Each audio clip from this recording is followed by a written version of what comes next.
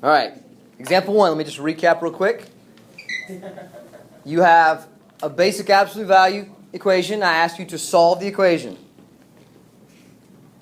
Step 1 is to write out case 1 and case 2. Okay, that's when you're going to take the absolute value off and just solve it. Case 2, it's when you take the absolute value off, but this time you're going to put a negative sign out in front of the other side. Now there's a lot of different variety in the way that I could handle that negative sign. Some people wanted to write it this way, which is perfectly fine. They said, well, can't we just do it this way? So negative 2x minus 1 equals 6. And they ended up putting the negative on the other side and make that negative 2x plus 1 equals 6. Could I have solved it that way? Yeah. Absolutely. You would have gotten the exact same answer. Okay? So whether you make one side, whether you make this side negative, or you make this side negative, which is kind of the two different versions we did here, it's not going to matter. Just don't make both sides negative. Then you got an extra negative in there. It's going to mess it all up. Okay, so the two answers. Now, what do we have to be really careful about with absolute value? Okay. It's the negatives, like what's common mistakes. You're going to have that negative sign right there, or maybe you have it outside, you don't distribute well.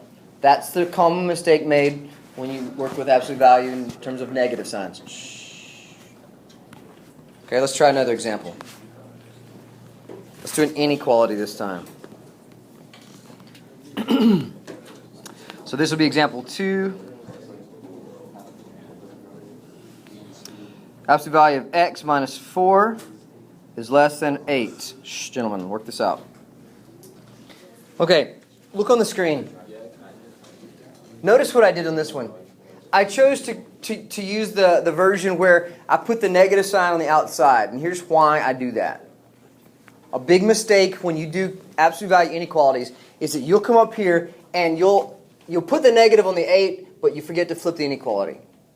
So to give myself something to do, to remind myself to flip that inequality, rather than putting it over here, I'm going to put that negative sign here. And the very first step that I always take is to divide by negative 1. When I multiply or divide by that negative number, that reminds me, I need to flip this inequality. At some point in your working, you need to develop some method, some procedure that reminds you to flip the inequality with the one where you add the negative sign. Right? So I would end up doing it like this. Divide by negative 1. Rather than distributing it like we did last time, which it was an equation last time, so it really wouldn't have mattered. So once we get here, I divide by negative 1, and that reminds me, I need to flip the inequality. Okay, either you just remember, you get in the habit of doing it, you just kind of know to do that, or you've got to give yourself a reminder. So we end up with x minus 4 is greater than negative 8. It's kind of just my safety to keep myself reminded to flip that inequality. Because if you don't, that whole side's going to be wrong. Because you didn't even get step 1 right. Okay? Any questions about why I did that? So you could have put the negative on the other side? I could have put the negative on the other side and flipped the inequality automatically.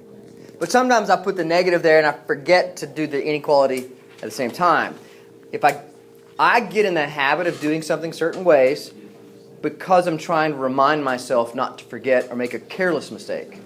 So that's kind of why I do that. You always flip it, no matter what. When you do the one with the net, one stays and one flips. Because you're going to the other side of 0. So you got to flip it around. All right, so we end up with x. We added 4 to both sides. So we end up with x is less than 12. We'll add 4 to both sides here. And x is greater than negative 4. How would that look on a number line? Good. In between. So 1 is less, 1 is greater. So you're greater or you're less than the bigger one, 12. They're both open circles. Good, and they're both open circles. So it would look like this. So here's negative 4. Here's 12. Open circle, and shade in between. Any questions about inequalities?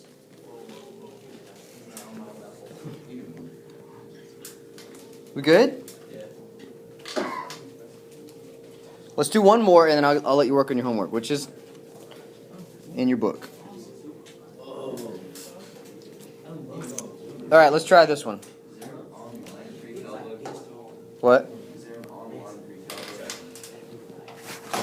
I will ask. I don't know that we have access to it. We may. I'll check into it. I do. For those of you that end up struggling with stuff, I do have tutorials on DVD that you can check out. Okay, I have tutorials on my website for certain things, but the book itself comes with certain tutorials.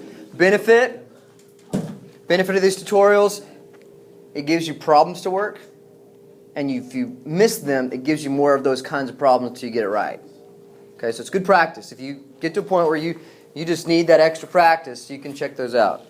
Okay, let's see what is this? Example 3. Okay, this one's going to be a little more.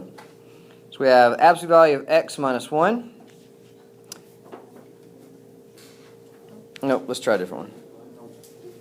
Absolute value of 3x minus 2, which is greater than or equal to 5. Try that. Solutions on the board. Heads up. Let's see you got it right. X is greater than or equal to 7/3, and x is less than or equal to -1. Okay? Notice, look up here. Okay? She used the negative sign in a different way than I did it last time, which is perfectly fine.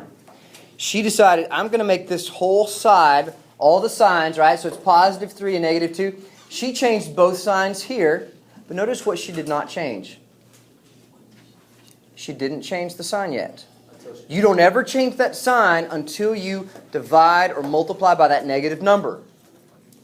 If you haven't done that, you could run into the problem of doing it twice and getting it backwards anyway. So she decided, I'm going to make both sides negative here, and then I'm just going to work it out. And when I divide by this negative, this changed over to that. Does that make sense? Everybody good?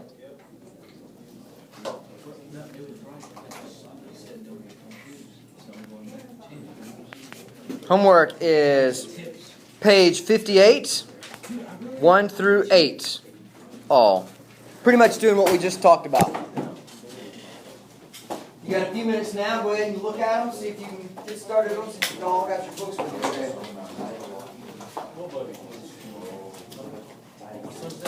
You know, that big huge.